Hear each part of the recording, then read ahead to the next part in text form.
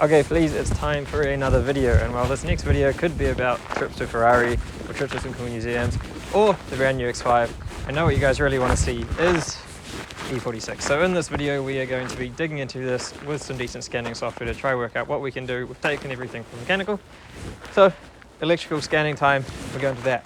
But I wouldn't be a very good aspiring YouTuber if I didn't first try and taunt you with a little bit of a tease on the X5. And well, what I could do is show you a nice walk around video and show you what it's like and everything about it. That's for another video. So instead, what I'm going to do is I'm going to tease you with it while I use it to tow up something else. And well, this X5 is beautiful, bar the somewhat questionable wheels. Behind this trailer, two trailers, is actually something far more exciting. Well, I find it more exciting. Not because it's better. In fact, the X5 is better in every single way, far better, and probably the most fun of a car I've actually owned that I practically use. I don't want to sell the X5 short, but this is what I'm in the mood for. Now, if you, my viewers, are in any way, shape and form a BMW purist or a 7 Series lover, I kindly suggest this is the moment you look away. Or blow up the comments, whatever you feel is more worth it. But more importantly, if this X5 does not tow this car out of here, Josh is going to roast me more than he already has for owning it. So, for my sake, X5, please, on your 21-inch useless tyres, can we pull this car out without making a fool of me? When towing a car, two people more advisable, but that can't be a reason to stop. Oh no, we have made a dent.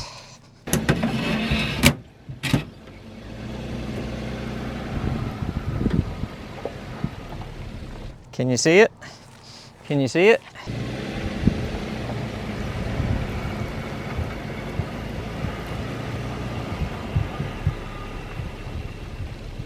I did warn you, 7 Series guys. And there you have it, ladies and gents. Woo! The Paddock Racer 1000. I don't actually know what we named it, but we did win an event in this. Not at all due to my driving. In fact, I kind of did the opposite. But the car was good. Jamie drove well, and we took out the title. So, since then, it's been sitting, which is sad. So today, we bring it back to life. Two reasons. I want to teach someone to drive into it. Drive into it. Well, they could drive into it, but I want to teach them to drive in it. And also, I just want some good old simple car fun. Issues I'm seeing though, we put the muddies on here because we were going for straight line speed. One of them's flat. Check out this hackery. Damn. But it's got clearance. Also, put some mud in the boot because it's just too light. But anyway, this big old boy's flat. I want to do skids. I want to drive normal. That was great for going speed. Plan of attack, change the wheels, get this thing running, start it up, have a blast. Also, let it be noted, my city tow wagon towed. Look, even on the wet grass. Nice. Also, if you want those wheels, hit me up on Instagram, they're yours. Unfortunately, the batteries I brought with me for my camera have gone flat. So this has turned into, look at that grass. This has turned into an iPhone video, but I'll do my best. Let's see if this thing cranks up. Time to break my X5. Okay, now the battery I've connected, but it's just loose, so that might cause us some problems, but we can tighten that if we have to. The X5 is hooked up, positive to positive, negative to negative, on some corroded cables, but we have lights in the dashboard. Now let's see, guys. Moment of truth. We kicked the cable, or we kicked the plug on the... there we go. Now let's see if this thing cranks at all. Oh, almost there. Damn, this engine's good. Oh, come on, come on, come on. Let's see if I can purge some fuel through it first. Oh, here we go. I'm sorry to cut you short of that beautiful startup sound, but we had to jump back to what was the main content of this video, which is the E46, plugging it into the scanner, seeing if we can get some fault codes over it, and seeing with some decent software what's going on with this car. Now, if you haven't watched up until this point, issues we've been having is rough idle, intermittent dying. It's had a whole, basically all the N42 issues. We've gone through a lot of coils, we've gone through air mass sensors. We've done more in the intake. I can't remember off the top of my head. You have to go back to the old videos. Basically, everything mechanical that looked like it could have been an issue has been replaced. And while we've come a long way from it barely running and barely idling, it still has this really weird issue where some days it runs fine, other days it'll just die on you, it'll run rough. And this can be the difference of like you park the car, switch it off, go to the shop, walk back out, restart it, it's mint. So not really something that points towards being mechanical, and I think we're looking more towards electrical. My gut feel is that these cars had some pretty bad wiring harnesses, and I think we may have some bad wiring on the ignition coil part of the engine harness. But before we dive into that, we just need to get some decent scanning on it. So I've got a decent scanning of software available to us. We're taking the car and they can do the scanning for us. We need an OBD2 port that works. So our one is shady. I've got some new electrical pins here. I've actually got the whole new plug, all OEM, and the reason being that the one down there was missing some wires, and the plug itself, the plastic had been bent trying to fix the pins themselves were buggered, so we just needed a whole new one. 3 down, 5 to go. Okay, we got new pins on all of them, and we now have a plug, so they're all in there, and fresh new pins, so this should actually work. Okay teams, here's where things get a little depressing. So when the car was plugged in for a scan, unfortunately instead of finding fault codes like was hoped of, this might point towards this issue or that issue, there was just a whole lot of non-response fault codes right across this thing. As you can see displayed here, all the ECUs are illuminated as red, showing that they just simply cannot be talked to. And what this is pointing to is a breakdown in the K-Bus channel. As we see in these screenshots just here showing up, we see the basically non-communication across every single module. This could be due to power supply to the module, but doing that it's all of it, what is most likely happening is suggested that I was told is that basically if you look across between the onboard computer and the instrument panel, if there's a breakdown between the communication line with those two, you lose communication for diagnostics across the rest of them. There also could be an issue but given that we had the jimmy cable between the actual plug itself and the first point of communication. So unfortunately we're going to have to look at wiring, which means multimeter out, continuity testing, and a whole lot of fun. Okay guys, so back to this thing. Turns out it didn't actually start after that initial crank up I paused it on. I'll play you that audio now of what actually happened.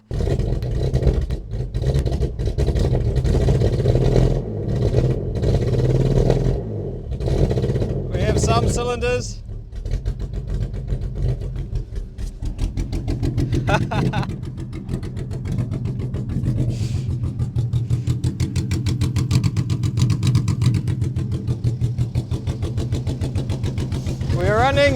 We are running. Now if I take this off, are we going to hold? Just. Look at that guys. We're running along.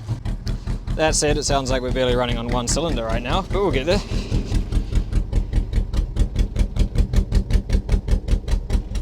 Ah! And then further on, it proceeded to fire even less and ended up cranking over like this.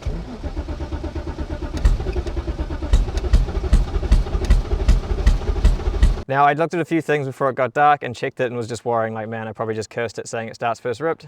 Ran out of time in dark, felt defeated, walked inside and realized the damn thing probably doesn't have any fuel in it. So, idiot. But let's chuck some fuel in it, breathe in some fuel fumes and see if that fixes our brain cells. Now, if it runs after just getting some of this gas, I'm going to be both ecstatic and mortified at my own stupidity. Also, sorry for stealing the gas, Dad. I'll fill it up one day. Ah! That goes like $85. Make fuel cheap. Room has it also, some of you think this car might not run ever again. That's cruel. Of course it'll run. Check out the quality of the key. Okay, fuel in, jump leads on, fight the steering lock for a little bit. Let's see if what we were missing all along was a bit of fuel. Take a while to get through if it was. And that might, oh, come on, that had me so excited. Please run, please run, please run.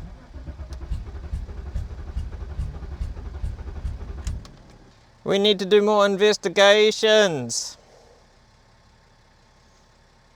We need to do more investigations. God damn it. Anyway, I think it's likely, I still suspicious it's to do with fuel supply because it's slightly better with more fuel in the tank and I can't hear it. I can't hear a fuel pump run when I let it sit like this. And that, well, I should with the car that's stripped out. Now luckily for us, this car was built before like safety was an issue, so it's also probably the source of how cars like get shot in the trunk and blow up in the movies, which in modern days is kind of irrelevant. But the fuel tank literally sits, that's the boot. Take off this tiny little plate, there's your fuel pump, your fuel lines, and right at the rear bumper, that's your fuel tank. The next phase is to, oh, that is horrible, this car's gonna give me tetanus. Next phase is to check the electrical connectors here and see if we actually have any power coming to there. So I'm just going to grab a multimeter and see if we got any power even getting to the pump in the first place. So in today's episode of Redneck Science, my multimeter does not have any batteries, and that's great. So what I'm going to do instead is something very safe next to this electrical things that definitely didn't spark earlier in the video. There are 2 fuel lines just down there. So what we're going to do is actually just check if there's fuel flowing to this point in the system. To be honest, while it could be fuel pump, in my experience with cars that have just rusted in the paddock, usually the fuel pump's fine, and it's more a case of the metal lines underneath the car that run up to where these rubber ones join in actually rust really badly, and then that's where you have your issue. So let's just see, once I disconnect these, point them to the ground, if any fuel's getting to this point. And if not, then I know the problem's before here, not after it. I'll leave you there to see the lines. I'll turn the key on and see if any fuel does in fact come out of there. And the answer to that is a solid no. See if anything changes when I crank it. Explosion's coming. Oh my lord! Oh my lord, I stopped! I quit! I have seen the light. I shall never do dumb shit again. I don't know if you saw that, but you probably most certainly heard that. When I try to go and crank it, the jump cable wires have done the biggest spark and like literally welding shower I have ever seen. Electrical cables of any sort do in my entire life. So I'm just gonna go back to doing this the smart way, because that was about as close as you can get to lighting your damn car on fire next to a car you like. Not that this car would matter too much and it would probably go up pretty soon, but anyway. That was a warning I think I might listen to. So I just cracked open this guy, and what would you know, an old test your tongue brake 90s battery. I feel like I need to test it for your guys' sake. I don't want to like put this on there and then not, because I can feel like one of you saying test it. I'm gonna do it. I'm gonna regret it, but I'm gonna do it. It's dead as fuck. Not even a tingle, not even a tease, not even a shock. Boomer parents are the best. Turns out they didn't just have one, but they actually had 2 of these bad boys. So we're actually good to go with this. Now for those of you that are looking at the new one and saying test it, we're not friends, leave me alone, go away. I ain't doing it, Had enough of that. In a somewhat annoying turn of events, it turns out we do have 12 volts to the fuel pump, and everything seems to be giving power to it, but still nothing there. So unfortunately and reluctantly, I'm going to open up the fuel tank, which I don't like doing, but I think just realistically we need a head to get this thing running.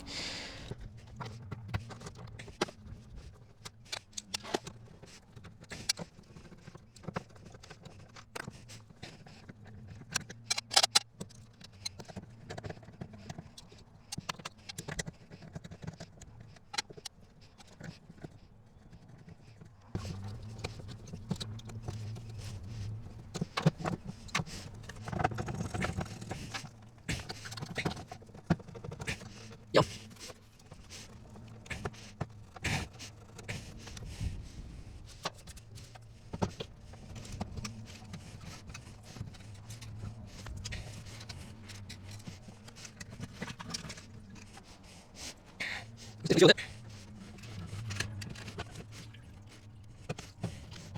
I was trying to get this out of here, and I think I finally won.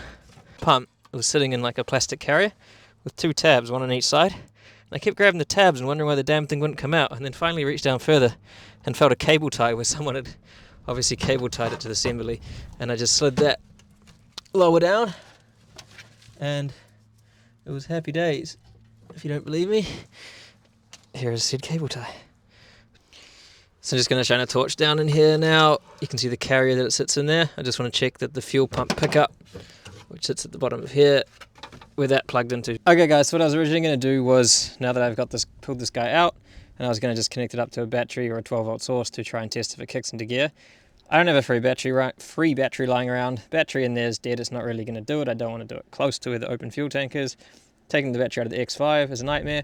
Taking the battery out of the wagon is a nightmare because it's full of stuff. Anyway, what I'm going to do, seeing as we've got it out, the only thing that I would be able to fix in this instance without buying a new one of these is if it's just simply seized up, a stuck pump.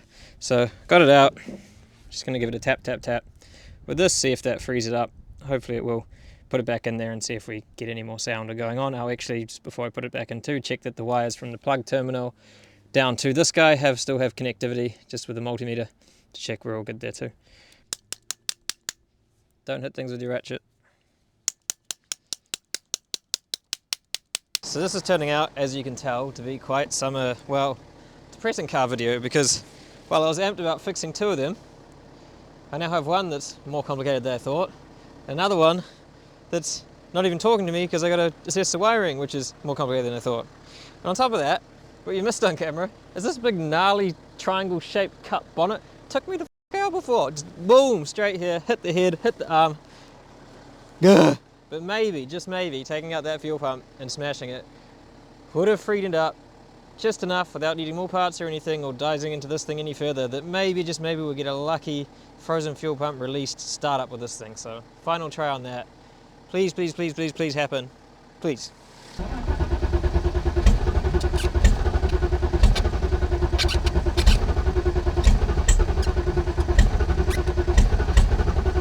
Have I ever told you that I hate BMWs?